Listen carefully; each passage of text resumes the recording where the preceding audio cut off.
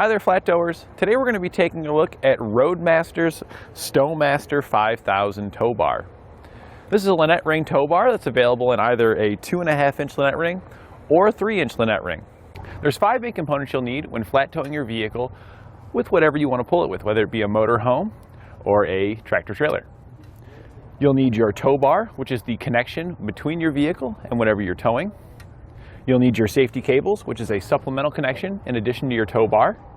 You'll need your diode wiring, which takes all the lighting signals from the towing vehicle and sends them to the towed vehicle. And you'll also need your supplemental braking system, which will apply the brakes on your towed vehicle whenever you hit the brakes inside your towing vehicle.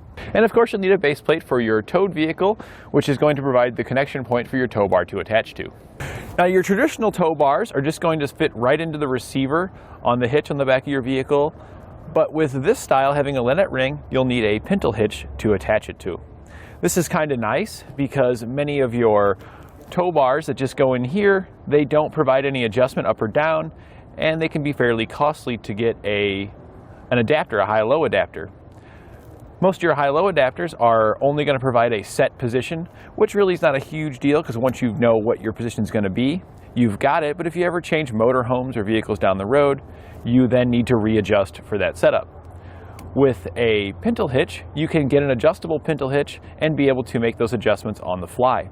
That's particularly useful for our customer here because he delivers vehicles, and the Jeep here that we've got hooked up to our tow bar is what he pulls along with him. It's his personal vehicle. So he delivers the vehicle, pulling his Jeep, and then when he goes to deliver the next one, he can easily move these things over to move the next vehicle while bringing his Jeep along the whole time. If you need a Pintle hitch, you can get one at etrailer.com here. We're using B&W's Tow and Stow, which has a maximum towing capacity of 16,000 pounds, so it should be more than enough than just about anything you plan on doing with it.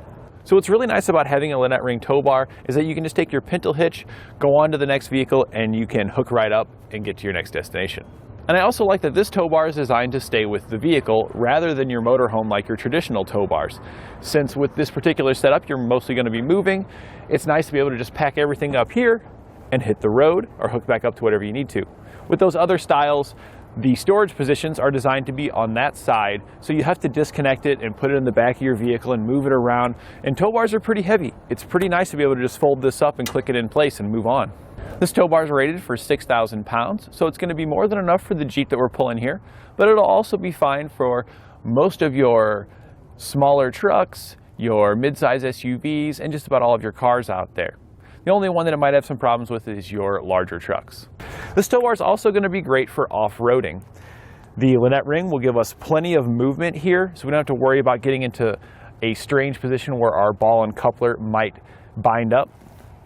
And there's a lot of off-road equipment that use Pintle hitch hookups already. I know around the farm we've got plenty of this stuff here, so if we were just wanting to move it around, this is a quick, easy way to hook it up and just move it around. And when you go to take off, the tow bar is going to be self-aligning. You'll notice here that the arms are going to extend out and the vehicle is going to track and lock in right behind us. Now, one of the things you want to keep in mind is that this is a binding tow bar. And what that means is that if our towing vehicle and our towed vehicle aren't sitting on perfect level ground, they can get bound up and it can be very difficult to get everything to release. The buttons here on top are the release buttons to allow the arms to retract. But being just a small button like this, it's very difficult to press them down. Now this one I can press down because this one's not locked up, but we just got done driving the vehicle around, and this one over here is all locked up tight, and if we go to try to pull the tow bar off, I cannot get it off of there because we are all bound up. Now there is a tool available from Roadmaster that will give you a small hook on the bottom that acts as a lever to press this down to get it released, but if you're in a pinch, you can use a hammer or a mallet, or maybe just another ball mount that you got laying around. And now with that released, we can go ahead and disconnect. Make sure that you apply the parking brake in your vehicle before you disconnect. And now that we've raised it up, we'll put it in its storage position. The same levers that release there, we'll press on those to let our arms retract in, and the arm on the driver's side will actually slide over to the passenger side, collapse in, and it will rest down through the slot right here. where we can insert the pin and lock it in place. I will say this pin is a little bit stiff. It should wear out over time and become a little bit easier to get on there. And with our tow bar all wrapped up here, we just need to disconnect the rest of our cables, store them in the vehicle, and we're ready for the next job or the next time we're ready to head out.